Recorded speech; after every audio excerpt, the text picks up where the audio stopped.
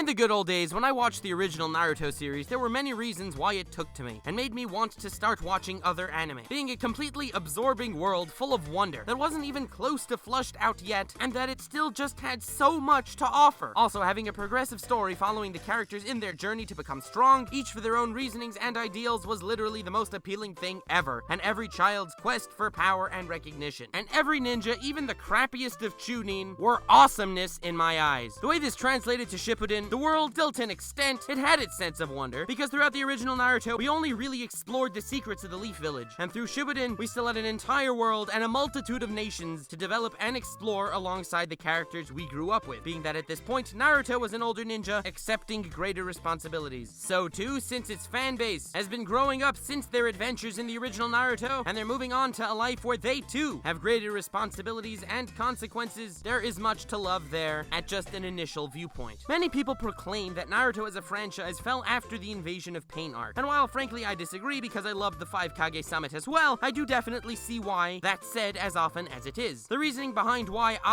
we followed Naruto was to a large extent because we wanted to know where he'd end up, because 1, the all too real feeling discrimination against him as a child made me want to see him eventually loved and respected by the village he cared so much about, and 2, the ripple he'd cause in the ninja world as far as how he's regarded by rival villages and how legends will depict him. Because another thing I loved about Naruto were that by the fact that someone was a weathered ninja, he commanded a certain respect and fear. He won't make stupid blunders, and he will give his life to his cause. And that played out that the most legendary ninja, whether alive or dead, had tales speaking of their might, and the awe of more elite ninja were made known as early as Kakashi vs. Zabuza, where they both heard of each other and each other's feats, and none of them are nearly at the top of the ninja food chain, especially at that point. I wanted to see sad, lonely Naruto become that legend where the children can talk about him and other nations can only tremble at imagining him. To my personal taste, I preferred the worldly events and the myth of the Naruto universe, as well as the adventure to discover them, much more compelling than my interest in following Naruto Uzumaki, which is why to me the 5 Kage Summit was what I was looking forward to for the majority of Shippuden, whereas the majority of fans, as seen on almost every character poll where Naruto was basically rated best character on almost all of them, most of the fanbase frankly was there to watch Naruto's ascent to awesomeness, which I get obviously as well. And ascent is the key word, because once Naruto beat Pain, the ascent as far as his social status ended, and he was where we wanted him to get to from episode 1, his becoming the actual most powerful ninja. Shortly followed to battle on an even playing field with Madara, who was hyped by simultaneously beating the 5 strongest ninja of the generation, along with thousands of nameless sacrifices to fuel this hype. Only then does Naruto face him and put up a hell of a fight. He needed to become OP to the extent that one of his measly shadow clones could beat a myth like the 3rd Raikage essentially single-handedly. This all translates to the ultimate obstacle to the Boruto series. Being that the Naruto franchise was still, and is still, a cash cow, it's obviously not going to meet its end with merely Shippuden's finale, and there were many options on how to optimize and maximize the cash flow. This is a decision that was on the table of an entire next generation of ninja that can possibly, if done correctly, reboot an entire long-running anime. This decision of a next gen was a far more strategic move than a spin-off series in the same universe, being that at this point, we know the universe far too well, thereby having far less sense of wonder in every angle that we take in it, especially because Naruto and his group have already accomplished the major accomplishments of the world, so everything accomplished in this spin-off can only be regarded as filler compared to Naruto's actual journey. It's also a waste of completely flushed out characters that already exist, and that the fanbase already loves, and that make up a significant population in the known world as far as the several strongest ninja in every nation. And having a next generation series is also a much better move in continuing the story of Naruto and Sasuke, because, as I've already said, there isn't really much more room for them to grow in a meaningful, emotional fashion, because even if the Naruto franchise attempted to pull a Dragon Ball Bleach, farting stronger and stronger villains out of their asses until they have to fight aliens and alternate universes and have tournaments between alternate universes, while in some cases it could turn out okay, like in Dragon Ball Super's Tournament of Power, that's only because Goku as a protagonist was a man fighting to become a god throughout the entire Dragon Ball franchise, while Naruto was about someone who was fighting for recognition, which he already got, and therefore it would drive Shippuden to its eternal grave, and would sully the memory of some legitimately good arcs, just like, frankly, the final Quincy arc in Bleach turned many old-time Bleach fans completely off. In simpler words, for the franchise to live on, it had to be Boruto, Naruto the Next Generation. But this video is not focused on Naruto issues or on how to market further seasons, but I want to focus on all the specific points I've mentioned act as a nigh insurmountable obstruction to Boruto becoming a legendary series like Boruto's dad. Because being that it isn't a standalone story, and it has to comply to the rules set up for it by its predecessor. As far as an anime power system, Naruto does a pretty good job with chakra and chakra natures, to the extent that I'd say it's amongst the best shonen power systems around. In this aspect, topping One Piece, Bleach, and Fairy Tail easily, and frankly only Hunter x Hunter really tops this in a big way. However, by the end of Shippuden, many battles dwindle down to who has a better eyeball. So we basically immediately know that Boruto is gonna need some sort of plot edge to get himself to the top of the ninja world, as it is, which is where he will have to find himself by the end of the series. I say this because all the powerful ninja rating at the top of the top lists, they all either have a specialized hereditary technique, origin Churiki, or both. How Boruto will inevitably trump that, we will have to see. But in all seriousness, such as this series is following Boruto's life, he is going to need to be the legendary savior, being that we're following him as protagonist. So now, we're in quite the predicament. On one hand, Boruto needs to have a sense of danger and a sense of accomplishment. So right off the bat, we can't just continuously rely on the, at this point, rightfully insanely overpowered Naruto and Sasuke to resolve every conflict and danger, or then at that point, it's just fan pandering, look how awesome Naruto and Sasuke are through Boruto's eyes. Yay! That's the whole series. And on the other hand, how can Kishimoto maintain a respectable narrative with power continuity? It just doesn't make sense for the near all-powerful Naruto and Sasuke to not single-handedly accomplish everything at this point, which is why so many people hated the Shin Uchiha arc. And frankly, the fact that these veritable beasts were having trouble fighting off Shuriken made me feel degraded as well. The corner they were driven into only really gave them an insanely narrow option pool to actually establish a decent, comprehensive narrative. Before I express their final decisions on how to run the Boruto series, I'd like to bring light to the Boruto Obstacle coming from the exact opposite direction as well. Until now, from the hero's perspective, it will be hard to develop a protagonist and a natural sense of danger. But from the villain side, you have the exact same problem, possibly even worse. For the Shippuden climax against Kaguya, Kishimoto threw everything he possibly had into maximizing the intensity of this final battle. It took every ounce of credibility to make Pain actually be a puppet of Obito, who was actually a puppet to Madara, who was actually a puppet of Black Zetsu, who was actually working for Kaguya since the dawn of Shinobi, and it climaxed in the ultimate battle of the entire ninja world since its beginning of all time. This was the many hundreds of year-old plan that was put into action that Naruto quelled, being that he was some sort of chosen one by the ancestor of ninja, Rikudo Sennin himself. All this means is that either the enemies we face in Boruto will be trivial in comparison, or they'll be so ass-pull leveled in power, either it just won't make sense, or Boruto will have to somehow find a bigger ass-pull than even Naruto got to surpass him in eventuality. So, on a pure character power level basis, from both sides of the spectrum, Boruto is up a bit of a creek, especially for the early episodes that exist to build his character. Speaking of his character, just comparing it to other shonen protagonists goes to show how deep the creek gets. For battle shonens, the cliche quintessential option is to have a protagonist who's a kid with some sort of trauma in his past, yet starry-eyed for his future convictions. While I dare say 99% of shonen protagonists fall in either one or both of these categories, and every protagonist that doesn't either flips the tables on the cliche altogether like the JoJo's and Gintoki, and it's done amazingly, or it just makes a character that may cause an indifference from the fanbase, like quite frankly Ichigo did to me, not really having a mindset of proactivity, and didn't have a backstory that pushed him forward, with different captives sending him throughout the storyline, from arc to arc, be it Ruki or Orihime, or needing to save the Soul Society. It was just so selfless, it didn't make me feel for his prospectively weak backstory and his emotional burdens. Now Boruto's forced into a situation where he can't have a set goal without being a cop-out copycat of his father, and he's forced into a backstory that gives him a horrible air of hypocrisy and unrelatability as a protagonist. This unfortunate character, who is in a setting that strongly needed a strong shonen cliche, that needed to be a Naruto or a Deku, he was forced into a situation where that just wasn't a viable option on the table. This was kind of a part 1 to a nameless series that I do have the intention to continue if you guys seem to want it. It's unofficially named Behind the Decisions of Boruto, or some sort of cocky-ass name analyzing the Boruto series. This was episode 1 being Boruto's Obstacle, and I intend to make episode 2 to also be a semi-standalone video as to the tactics behind making Boruto Uzumaki who he is, and what's done right and wrong as far as his character. And once again, if you guys like it, I would love to move on to the main cast or the missions that they go on. I don't know, because let me know if you want more, because this series and I have our fates intertwined for better or for worse since I grew up with Naruto, and being that I am really seriously working on Boruto Abridged, which I hope you believe me, and it will become a thing, trust you me. In fact, I have an amazing story planned out for at least the first arc, and I'm sorry that episode 2 is taking as long as it is. There's just a crap load of editing and a crap load of voice actors that I have to work with. Working on this Abridged also does give me a bit more insight as to what's going on beneath the surface of the actual series, because I am kind of deconstructing it to write my scripts. Before I wrap up, huge thanks to Overpowered Goron for editing this video. If you'd be so kind, please leave some love and support for him in the comments. It would would mean a lot to me. And feel free to check out his channel that I've linked in the description. Also, if any of you want to edit one of these videos, feel free to shoot me an email at nuxtaku@gmail.com. If there's anything specific you want me to make, a good chance that will happen if you are the one who's willing to edit it. Wink wink,